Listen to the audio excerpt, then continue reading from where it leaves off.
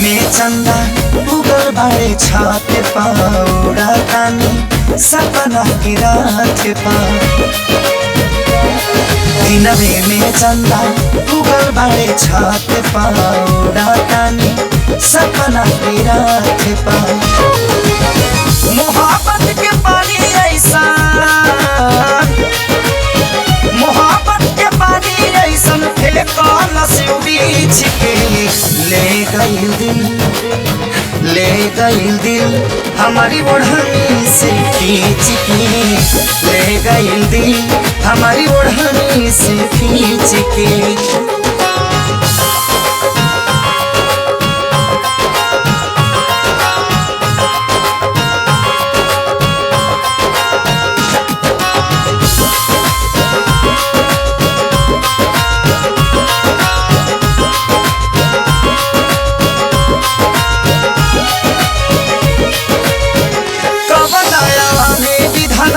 सिझावला शरीर के गोरे गोरे गाने लागे सेव कश्मीर के कबई मूर्तिया गढ़ला दिन रहे की रात हो मिल जाई त मालिक तोहर चूम लेती हाथ हो धरती पर भेजले तारा हो धरती पर भेजले तारा करा के परीछ के ले गइल दिल हमारी ओढ़नी से खींच के ले गइल दिल हमारी ओढ़नी से खींच के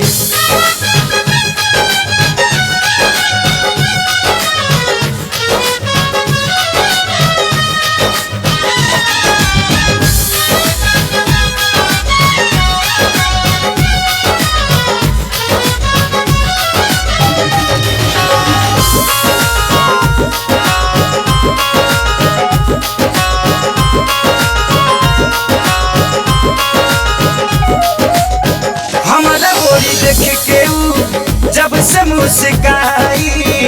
हिलिया दिमाग वो करे में अझुराई मन करे करा के देखी बार बार हो भूल जाई भाग दहिया बन जाई हमार हो पानी के पतैया जैसे हो